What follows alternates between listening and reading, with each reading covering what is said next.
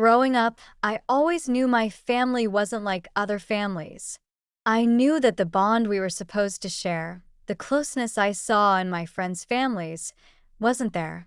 This lack of connection became particularly evident because my parents favored my younger sister, Amy, right from the start. She was always their golden child. I, on the other hand, was merely tolerated, my achievements overlooked, my needs secondary to hers. From my earliest memories, I was left wondering what I'd done wrong to make my parents favor her so openly, so strongly. The favoritism went from subtle to blatant as we grew up, creating a rift in my heart that time could never seem to heal. The earliest years of our childhood set the tone for everything that followed. When I was 5 and Amy was 2, my parents threw her a lavish birthday party that I could only have dreamed of. She had everything: face painters, a bouncy castle, a petting zoo. All the neighborhood kids and their parents were there, the backyard transformed into a small carnival. I remember watching in awe, wondering if I'd have a party like that when my birthday came around. But when it was my turn, I received a store-bought cake and a small dinner with just immediate family. Nothing like Amy's grand celebration. I remember blowing out the candles that year with a strange feeling of emptiness, an unspoken understanding dawning on me. My parents had their favorite, and it wasn't me. This imbalance continued into our school years. Every milestone, every moment that should have been a shared joy, became a reminder of my position in the family. Amy got the latest toys, the nicest clothes, and an abundance of praise. Meanwhile, I was left to my own devices. If I wanted something special, I had to save up my allowance for months. At 10 years old, I finally saved enough for a bike, a bright blue one I'd had my eye on for ages. Amy, of course, decided she wanted one too. Instead of teaching her the value of saving or patience, my parents bought her a new, upgraded version. I remember feeling crushed as I rode my bike next to hers, realizing mine wasn't special anymore. It was as if my accomplishments, no matter how hard-earned, would always be outshone by her wants. In school, the favoritism bled into other areas. Amy's performances, achievements, or even small wins always took center stage. My parents attended every school play, every small event she participated in, cheering her on from the front row. My events, on the other hand, were missed or forgotten altogether. I was in 4th grade when I landed the lead role in the school play. I'd rehearsed for weeks, excited to make my parents proud, only to have them arrive an hour late. They'd missed my scene, and when I asked what had happened, they brushed it off, saying they lost track of time after Amy complained of a stomach ache, which, of course, had magically disappeared by the time they arrived. The sting of disappointment was acute, the reminder of my place in their hearts all too real. Then came academics. I excelled in school, partly out of a natural drive, but also out of a desperate need to make them see me, to make them proud. I joined the math club, earned straight A's, and even won a regional science fair. But all these accomplishments barely registered with my parents. They reserved their praise for Amy, who struggled academically. I remember one instance when she scored a B+ on a test in her weakest subject, and they threw her a celebratory dinner and bought her a new phone as encouragement. Meanwhile, my straight A's went unnoticed.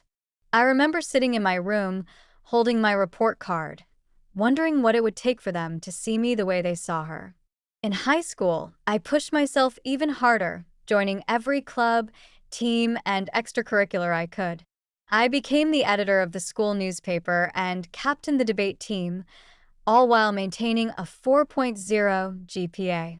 Amy, meanwhile, coasted through with a C average, spending most of her time with friends, unconcerned with her grades.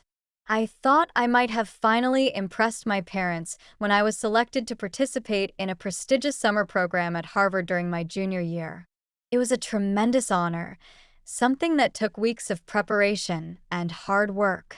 But when I shared the news at dinner, my dad barely reacted, quickly steering the conversation toward Amy's upcoming dance performance.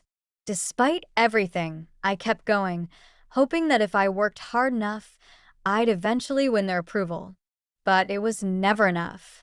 When the time came to apply for college, I poured myself into the application process, determined to attend the best school I could. I spent months crafting essays, attending extra classes, and participating in extracurriculars, all while preparing for the SATs. My efforts paid off when I was accepted into several elite colleges, receiving a sizable scholarship to my dream school. I thought my parents would finally be proud. Instead, their reaction was lukewarm at best. "Just don't let it get to your head," my dad said. "Remember us when you're off being a big shot," my mom added, as if my success was somehow a slight against them. Amy, on the other hand, barely scraped through high school and opted not to attend college. My parents celebrated her decision, commending her for knowing herself and for not giving in to societal pressure. They even gifted her a car as a graduation present, something I could have only dreamed of. The favoritism was blatant, unmissable, and each incident drove the knife a little deeper into my heart.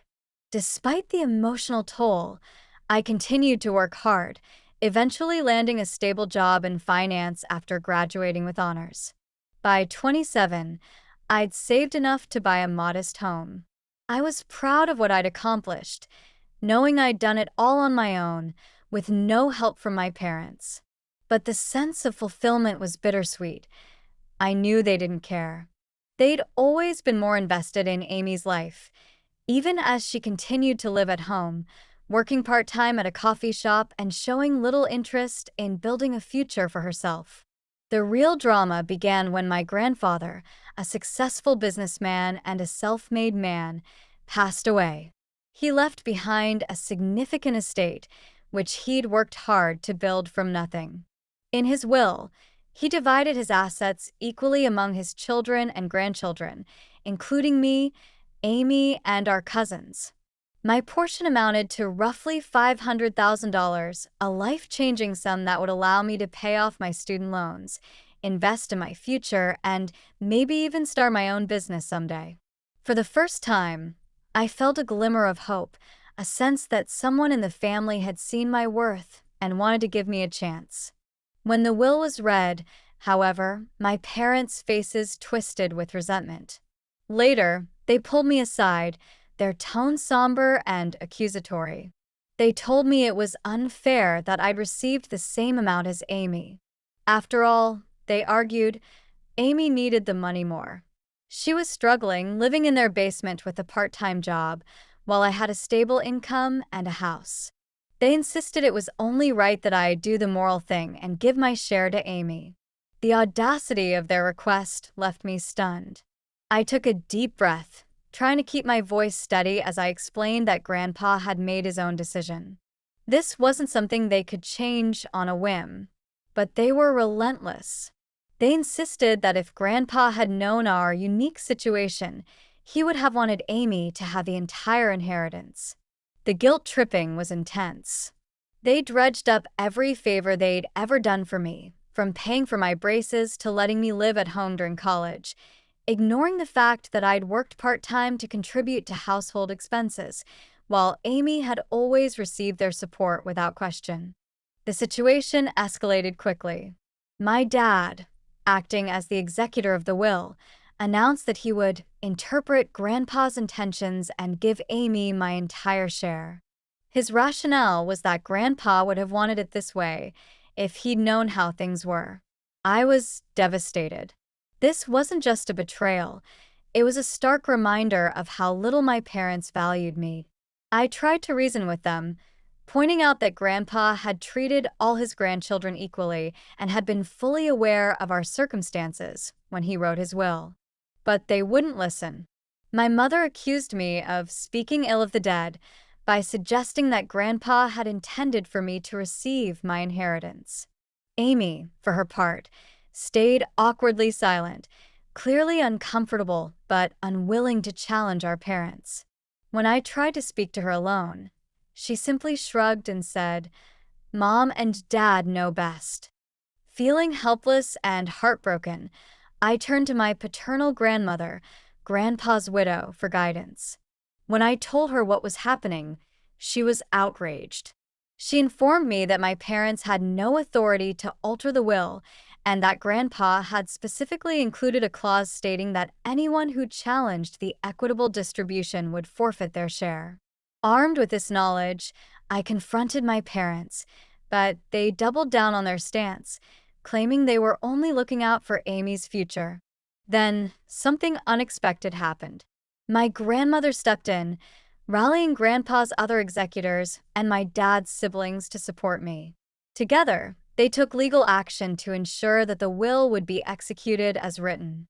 The ensuing battle was intense, with my parents threatening litigation and accusing me of tearing the family apart.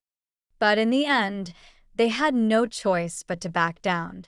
The fallout was severe. My parents accused me of turning the family against them, claiming I was greedy and ungrateful. They told me I was no longer welcome in their home and threatened to cut me out of their own will. My mother even went so far as to say that my acceptance of Grandpa's inheritance proved I never truly loved them. The accusation stung, but for once, I felt empowered. I'd stood up for myself, refusing to let them erase me in favor of Amy once again. In the months that followed, the family dynamic shifted dramatically. Some relatives sided with my parents, believing I should have kept the peace. Others, including many of my cousins, stood by me, recognizing the years of favoritism I'd endured. Amy, surprisingly, found her voice amid the chaos. She came to me, apologizing for not standing up for me sooner. She admitted that being the favorite hadn't been as wonderful as it seemed, that she'd always felt pressure to live up to our parents' expectations. We talked about our childhoods, sharing stories and finding common ground we'd never explored before. Amy's growth was remarkable. Inspired by my stand, she decided to use her inheritance to pay for college, choosing to pursue a degree in social work. Watching her take control of her life was both heartening and bittersweet. It was a reminder of how different our lives could have been if our parents had treated us equally. My mother, seeing the transformation in Amy and the support I'd garnered from other family members, began to reevaluate her actions. She started therapy and reached out to me, apologizing for the years of favoritism. It was a small step, but it was something.